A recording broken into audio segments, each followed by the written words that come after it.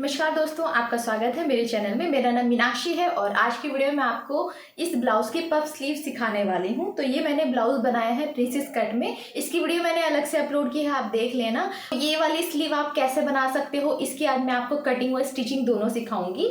तो अगर आपको ये वीडियो पसंद आए तो लाइक करना और शेयर करना। तो आइए हम बनाना शुरू करते हैं। तो यहाँ पर सबसे पहले हम लाइनिंग पर कट करेंगे। 2 फोल्ड करके मैंने इसे रख लिया है।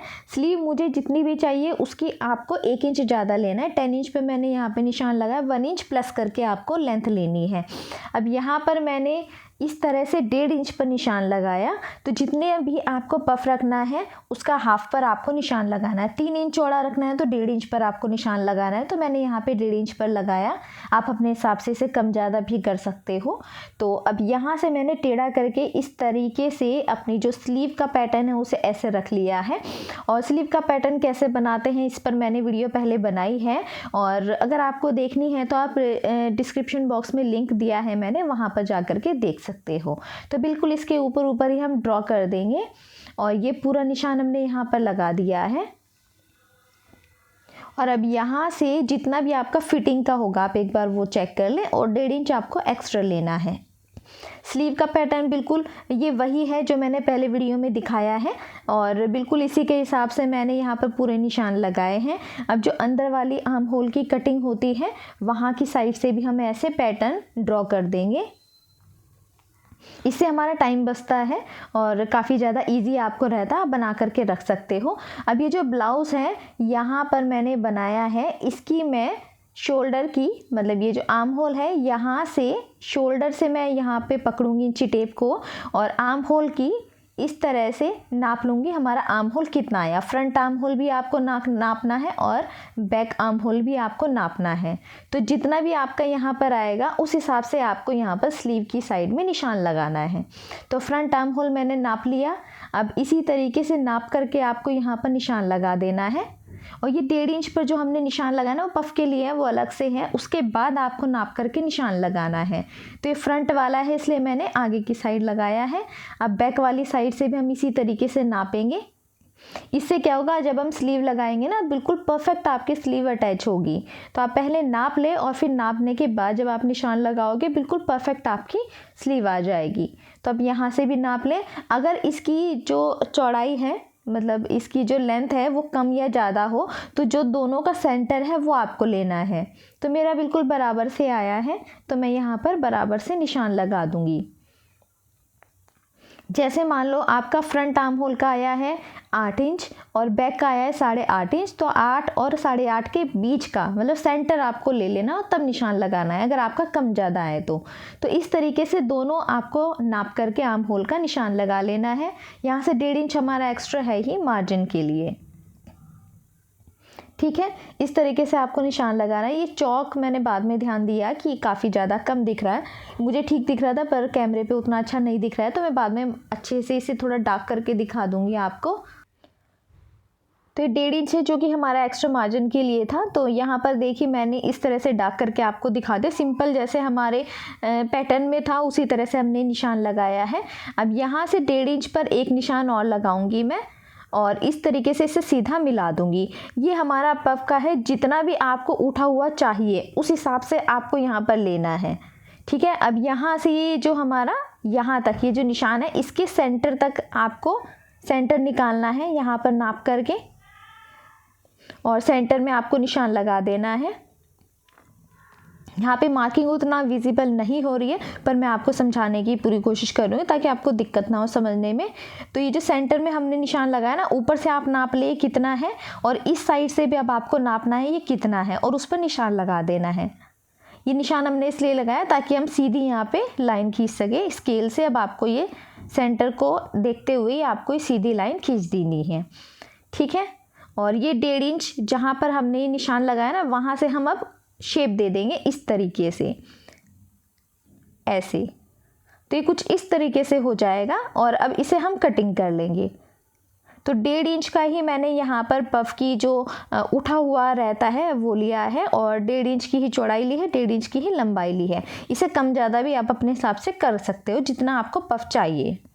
तो ये देखिए स्लीव हमारी कुछ इस तरीके से होगी। यहाँ से ऐसे प्लीट्स बन जाएगी छोटी छोटी, इस तरह से। तो ये कुछ ऐसे हो जाएगा हमारा स्लीव। तो एक स्लीव हमने कट की है, अब दूसरी भी हम इसी तरीके से कट कर लेंगे। और ये मैंने लाइनिंग पर अभी कट किया है। फ्रंट आर्म होल की भी मैं यहाँ पर कटिंग इस तरीके से कर दूँगी। तो ये दोनों कटिंग हमारी यहाँ पर हो गई है और अब मेन फैब्रिक पे हम कट करेंगे। और क्योंकि ये जो ब्लाउज़ मैं बना रही हूँ इसमें मैंने लाइक्रा फ्यूजिंग यूज़ की है, तो लाइक्रा फ्यूजिंग को भी मैं ऐसे कट कर लूँगी। और अगर आपको जानना है लाइक्रा फ्यूजिंग क्या होता है, कैसे यूज़ किया जाता है, क्यों यूज़ किया जाता है, तो उस पर मैंने अलग से वीडियो बनाई है, लिंक मैं आपको डिस्क्रिप्शन बॉक्स में दे दूँगी, आप वहाँ से चेक कर लेना। तो यहाँ पर मैंने कटिंग करके पहले से रख लिया। अब इसके ऊपर मैंने मेन फैब्रिक रखा है, थोड़ा सा कम था तो इसलिए मैंने साइड में सिलाई लगा दी है। और अब इसके ऊपर मैं प्रेस करके इस तरीके से करूँगी ताकि क्रीज वगैरह ना बने बीच में। तो ये आपको हल्की हल्की इस तरह से क्रीज निकालते रहना है और तब आपको प्रेस करनी है, ठीक है। और ये इस तरह से कटिंग करने के बाद जब आप चिपकाओगे ना तो आपका कपड़ा भी बचेगा, क्योंकि कपड़े जैसा ही होता है लाइक्रा फ्यूजिंग, तो आपका कपड़ा वेस्ट ना हो इसलिए आप पहले कटिंग करें और फिर मेन फैब्रिक के ऊपर ऐसे रख करके चिपका लें। तो यहाँ पर मैंने ये मेन फैब्रिक भी रख दिया है, अस्तर रख दिया है। अब ये जो एक्स्ट्रा फैब्रिक है ये सिलाई करने के बाद मैं एक्स्ट्रा फैब्रिक सब निकाल दूँगी। तो यहाँ पे मैंने सिलाई कर लिया है और ये जो एक्स्ट्रा फैब्रिक है ये मैं बाद में निकालूंगी। सबसे पहले तो आपको इस तरीके से, ये मैंने राइट साइड रखा था, अब मैं इसे इस तरीके से फोल्ड कर दूँगी और यहाँ पे हल्का हल्का कट लगा दूँगी बाजू की साइड से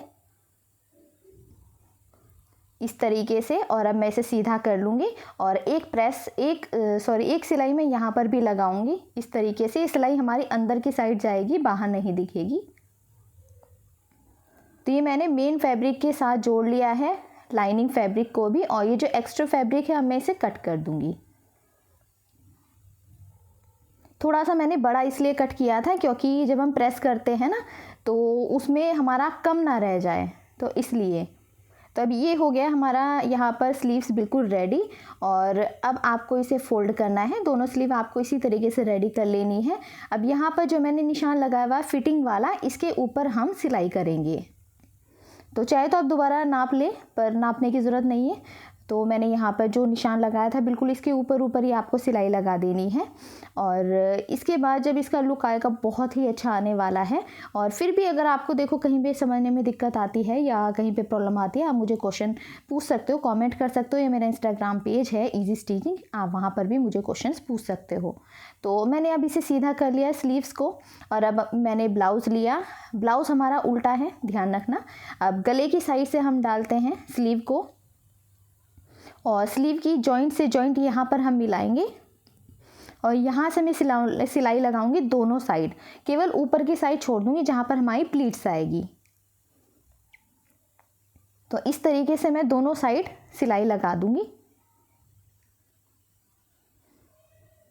बस सिंपल आपको सिलाई ही लगानी है। एक साइड लगाई मैंने सिलाई, थोड़ी सी जगह ऊपर छोड़ दी और अब दूसरी साइड नीचे की साइड से ही सिलाई लगा दूंगी मैं। तो ये देखिए सिलाई लगा दी, बस ऊपर की साइड से थोड़ा सा मैंने जगह छोड़ी है ताकि यहाँ पर मैं प्लीट्स बना सकूँ। आप चाहे तो निशान लगा ले पहले और उसके बाद आप यहाँ पर सिलाई छोड़ें ताकि आपको बिल्कुल प्रॉपर पता रहे। अब यहाँ पे छोटी छोटी सी आपको प्लीट्स बना देनी है और यहाँ पर आपको सिलाई कर देनी है इस तरीके से। तो यहाँ पर ये देखिए हमारी स्लीव बन करके बिल्कुल रेडी हो गई है और ये पफ हमारा कुछ इस तरह से बना है। और दूसरी स्लीव भी मैंने इसी तरीके से यहाँ पर अटैच कर दी है। तो ये कुछ इस तरीके से दिखाई देगा हमारा ब्लाउज़। और मैंने शुरू में आपको दिखाया इसकी जो फिटिंग है बहुत ही अच्छी आई है और इस तरह से जब आप बनाओगे बिल्कुल परफेक्ट आपका ब्लाउज़ बनेगा। आप स्लीव कैसे बना सकते हो, ब्लाउज़ कैसे बनाना है, इसका पैटर्न कैसे करना है, उन सब के लिंक आपको इसी वीडियो के डिस्क्रिप्शन बॉक्स में मिल जाएंगे। और इस तरह की अच्छी वीडियो देखने के लिए आप मेरे चैनल को सब्सक्राइब ज़रूर से कर लेना। वीडियो पसंद आए तो लाइक करना, शेयर करना। मेरा इंस्टाग्राम पेज है इजी स्टिचिंग, आप वहाँ पर जाकर मुझे फॉलो भी कर सकते हो। तो आज की वीडियो में इतना ही, अब हम मिलते हैं नेक्स्ट वीडियो में।